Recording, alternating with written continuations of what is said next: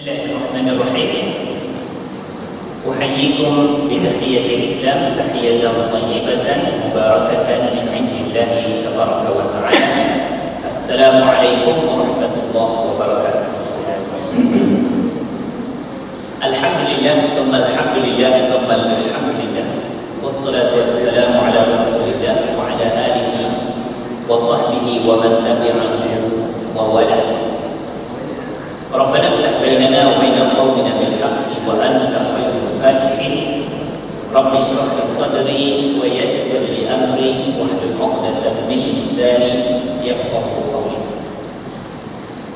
حسبنا الله ونعم الوكيل ولا حول ولا قوة إلا بالله العلي العظيم اللهم اهدنا واهد بنا واجعلنا سببا لمن اهتدى أما بعد.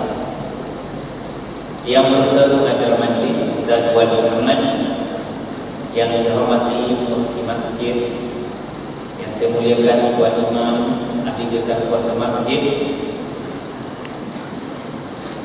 seterusnya hadirin hadirat yang dirahmati Allah Subhanahu wa taala. Setinggi-tinggi syukur saya rafa'kan kepada Allah Subhanahu wa taala kerana pada hari ini daripada malam tadi saya diberikan kesempatan oleh Allah untuk menjejak bumi Sabah setelah berumur 43 tahun. Kita pernah dekat Sabah. Inilah kali pertama. Kesempatan saya ambil kerana ziarah saya untuk pengisian kepada NGO saya, Ikatan Muslim Malaysia, dengan tugas saya dalam bidang tarbiyah. Jadi kesempatan ini diambil peluang untuk saya berkesempatan bertemu dengan ahli qaryah masjid ini, insya-Allah. Alhamdulillah. Ya, lebih lagi seronoknya saya berjumpa dengan Abang Kamis, Ustaz Haji Kamis, ya. Tuan-tuan kenal, ya, yang melatih kami dulu bola sepak ketika belajar di Mesir. Alhamdulillah, jumpa juga. Ini semua ya barakah ukhuwah Islamiyah, ya, persaudaraan Islam sesama kita. Mudah-mudahan pertemuan kita pada hari ini dirahmati oleh Allah Subhanahu wa taala. Saya di IKIN FM itu bukan sebagai seorang pertama. Saya mengambil satu slot sahaja daripada ruang, iaitu rancangan Hayya bil Arabiyah, yang tuan-tuan boleh mendengar suara saya pada pukul 8.30 pagi ataupun ulangannya pada pukul 9 malam setiap hari Isnin sampai kepada Jumaat. Jadi peranan saya kecil, tetapi saya juga ingin menyumbang, mengambil bahagian di dalam mengembangkan bahasa Arab ini kepada orang-orang Muslim di Malaysia, ya. Peranan kecil itulah yang saya mainkan, dan saya sendiri menempuhkan kerja saya sendiri, iaitu mengembangkan bahasa Arab Al-Quran ini di kawasan Lembah Kelang, ya, mendekatkan orang-orang masyarakat kita kepada bahasa Arab yang dikatakan sangat susah. Tetapi bagi saya, setelah saya berkecimpung dalam bidang ini, memahamkan orang-orang Melayu kita khasnya dan orang-orang yang boleh berbahasa Melayu, dia adalah satu proses yang amat mudah. Kerana, ya, pertama, kita orang yang sudah boleh baca Quran. Memang senang nak belajar bahasa Arab. Kita taklah sesusah orang Amerika, orang Korea, orang Jepun, orang Eropah nak belajar daripada alif bata. Kita orang yang dah mempunyai kemampuan membaca Al-Quran, mudah nak belajar bahasa Arab. Dah boleh baca, ya?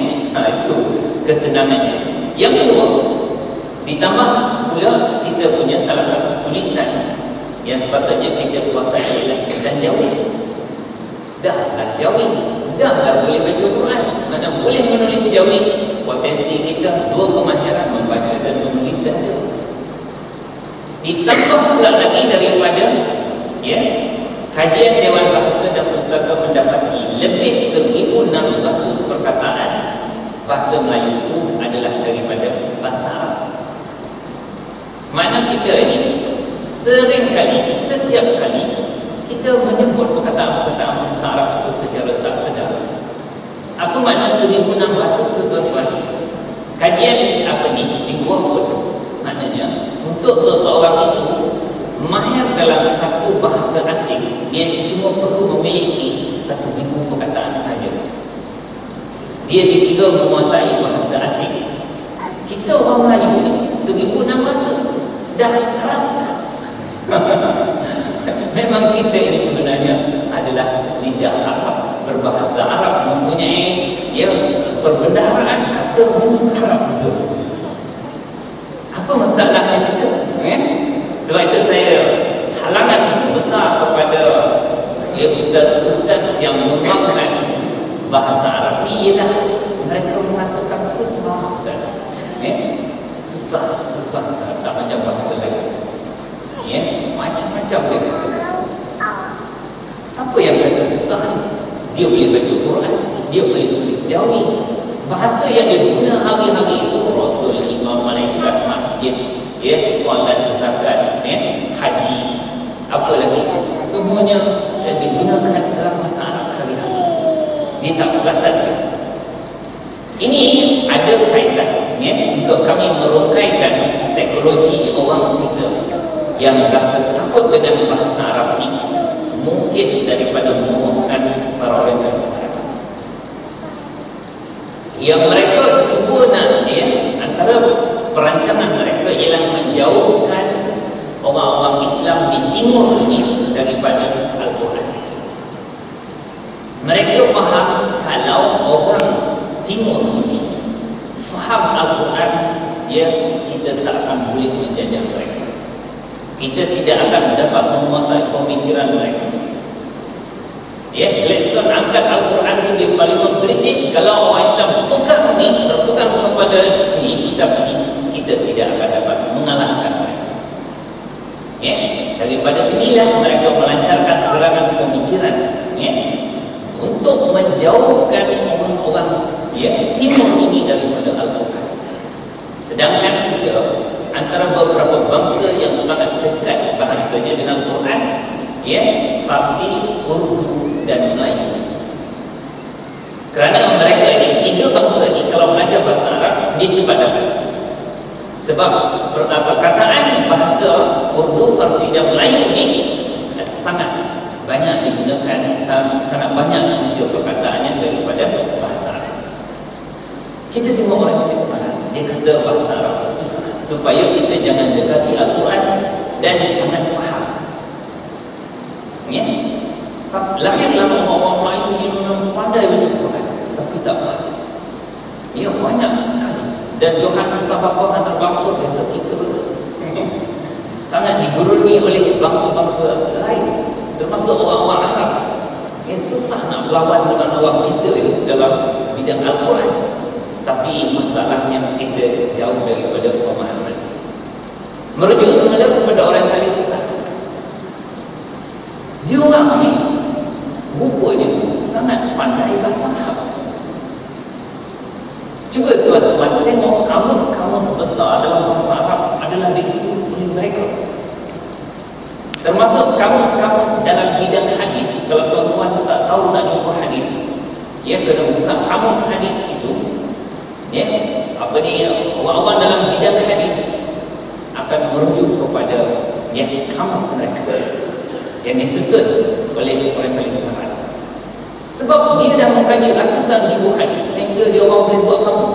Sebut dia apa perkataan dalam hadis, dia akan beritahu ini dalam Bukhari, ini dalam Muslim, hadis ini dalam Ibnu Majah, muka surat berapa.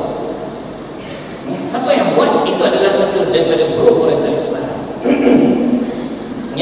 yang telah pun mengkaji hadis dan memudahkan. Sekarang ini pengkaji pengkaji hadis yang ambil master PhD terpaksa menggunakan rujukan itu untuk cepat menemui hadis ini daripada sumber mana. Dia orang kata bahasa Arab susah, tapi kepakaran ilmu-ilmu hadis, ayat-ayat Al-Quran dikuasai oleh mereka tuan-tuan dan puan.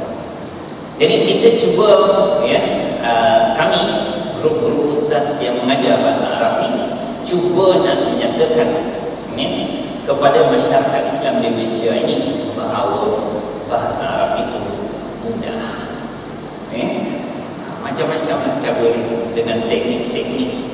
Saya sendiri mengambil pendekatan mengajarkan bahasa Arab Al-Quran, dan saya telah menemui perkataan yang berulang sampai 18,000 kali kalau kita menguasai satu grup perkataan. Dan saya dah simpulkan beberapa perkataan itu saya tulis dalam muka surat, satu muka surat, dan di belakangnya satu muka surat lain. Satu berkait dengan kata nama yang berulang-ulang dalam Quran, satu berkait dengan kata sendi yang berulang dalam Quran. Dengan hanya menguasai dua muka surat, dia sudah mewakili 50% saya Quran. Maknanya campur dengan perkataan Al-Quran itu Melayu pula. Memang dia guna azab. Orang Melayu sebut azab. Jadi perkataan-perkataan itu berulang. Dengan hanya menguasai dua muka surat perkataan itu, saya besar-besar pakai komputer supaya padat sikit. Kalau kecil kan turut kelompok menunjukkan sikitnya perkataan yang perlu kita kuasai untuk kita memahami bahasa Al-Quran. Alhamdulillah bila saya temui perkataan berulang itu memudahkan kita masyarakat Islam di Malaysia ni untuk cepat menguasai bahasa Al-Quran. Jadi bila IKIM memberi peluang dan mengambil untuk saya masuk dalam slot itu, bukan slot bahasa Al-Quran tetapi slot Hayya bil Arabiyah yang lebih menekankan tentang komunikasi harian, saya ambil juga lah supaya paling kurang orang dapat dengar bahasa-bahasa. Memang saya strategikan perkataan tu saya ulang sampai ikut tiap-tiap hari dia akan tahu seperti macam kata ada modal. Tak ada modal dia juga lah, sebab kita ni bukanlah pandai sangat, tapi kita ulang-ulang itu. Sebab itulah kaedah mengajar bahasa. Kita ulang benda yang sama, dan apa ini saya sebut banyak kali dah. Dengan terjemahan dia pula, siapa dengar banyak kali orang akan dapati ulangan perkataan itu begitu kerap berlaku. Sebenarnya ada beberapa kunci kata sahaja yang perlu dikuasai di dalam bahasa Arab ni, selepas itu kita boleh bercakap. Itu makna strategi dalam mengumpulkan beberapa kata-kata penting di dalam bahasa Arab. Jadi tuan-tuan dan puan yang dirahmati oleh Allah Subhanahu wa taala, mudah-mudahan Allah bagi saya peluang untuk saya mengambil sedikit tempat yang menyumbang jasa kepada masyarakat Islam di Malaysia ini, khususnya untuk bahasa Arab. Bahasa Arab. Sebab para sahabat itu bila mereka mengembangkan Islam akan terkembang sekali bahasa Arab. Cuba tuan-tuan tengok Mesir bukan Arab. Dia bangsa Kipti. Tetapi apabila Abu Al-As dan Al-Aswad di kalangan para sahabat itu membuka Mesir jadi Arab. Mana dikembangkan Islam itu dengan bahasa dia sendiri. Apabila ulama-ulama Islam ini menyampaikan Islam, mereka akan mengembangkan bahasa. Dengan ini, bila orang kita dekat dengan bahasa Arab, maka mereka hampir kepada Al-Quran. Dan Al-Quran ini bila difahami, maka kita akan melihat perubahan yang mendadak kepada kualiti manusia. Bila dia difahami Quran ataupun dia tengok terjemahan Al-Quran. Kerana ini telah dibuktikan oleh orang-orang Arab yang suka membaca dan membuat kajian antara Al-Quran dan Bible. Akhirnya mereka juga Al-Quran dan Al-Quran. Jadi pada Sabah ni ada seorang daripada bangsa Musa dulu. Dia dia balik kena orang kuat raja, dan akhirnya dia macam mana tak ada siapa ustaz menyebut. Dia kata dia sendiri nak buat perbandingan Bible, dia tunjuk orang buat raja. Dia seorang terpanggil untuk membandingkan Bible dengan tafsir besar-besar, tafsir pimpinan Rahman, cetakan Yakin. Itu dia baca, dia kaji Bible dibandingkan dengan pimpinan Rahman. Tak habis kaji, dia isytihad, dia terus. Maknanya kalau kita melihat sejarah pada Kristian yang berislam, kita akan tengok dia telah mengulangi terjemahan Al-Quran dengan bacaan sendiri sekali, 2 kali, 3 kali. Dia akan temui bahawa Al-Quran itu benar. Tuan-tuan dan puan, ini kehebatan mukjizat Al-Quran. Tetapi kita selalu dinampak pelik oleh kaum lain, yang mana orang lain kalau belajar bahasa, belajar membaca bahasa orang lain, dia belajar membaca tu sampai boleh faham. Tengok jemput berapa dia pergi belajar bahasa, sebab akhirnya dia nak faham. Dia berada bisnes dengan orang Eropah, orang Cina datang, akhirnya boleh, kerana dia nak faham bahasa dan dia akhirnya berinteraksi dengan orang dalam urusan bisnes dia. Tapi kepelikan ini, saya baca seorang bekas Kristian, orang Sabah juga, tapi dia dah buat banyak center, Muhammad Sylvester.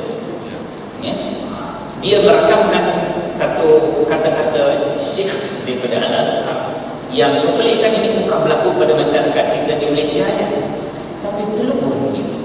Yang bukan Arab ini, kita yang Muslim ini, yang belajar membaca Al-Quran sekadar boleh membaca, dan dia sangat puas hati. Dan dia bila dia dapat khatam Quran, dia baca Quran, dia rasa alhamdulillah, lapang, lega, aman, tenteram. Dia kata itulah segala-galanya.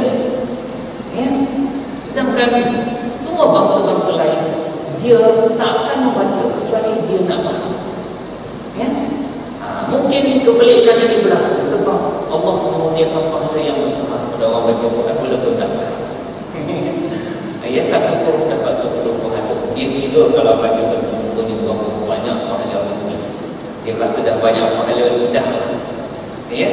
Sedangkan Al-Quran itu diturunkan ialah untuk difahami. Kita orang masyarakat Islam di Malaysia, kalau tak boleh baca Quran, dia rasa aib. Belajar, dah tua pun belajar, ada teknik-teknik baru belajar, agak lagi berlama pun datang, sebab nak boleh baca Quran. Dah boleh terus. Alhamdulillah. Alhamdulillah dah selesai lah dia dapat baca Quran. Inilah kepelikan yang berlaku, yang dilihat oleh bangsa asing itu pada orang kita, yang akhirnya membaca tetapi tak faham. Disebabkan oleh tadi mungkin yang kita dapat pahala, kita nak barakah, kita nak memang kita dapat semua. Tetapi Al-Quran itu diturunkan bila Allah suruh baca Al-Quran itu, warattilil Qur'ana tartila, bacalah Al-Quran itu tartil, secara tartil. Ulama tajwid kata mesti bagi hak huruf, baca dengan betul, mustahak huruf itu, mana dengan kaedah disebutkan tajwidnya dengan makhrajnya yang betul, hukum tebal nipisnya betul, waqaf ibtida'nya, itu tartil dari ulama tajwid. Tengok ulama-ulama tafsir mengatakan tartil itu baca dengan betul, perlahan, sehingga kita mampu memahami maknanya. Kerana itulah objektif daripada penurunan Al-Quran itu. Al-Quran itu turun untuk dibaca. Dibaca itu bahasa orang Arab tak adalah masalah dia. Baca itu pun faham.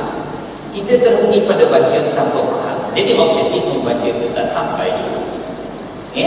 Sebab itu bila Allah menempelak orang-orang yang tidak mahu memerhatikan, maknanya tidak mahu memahami, afala yatadabbaruna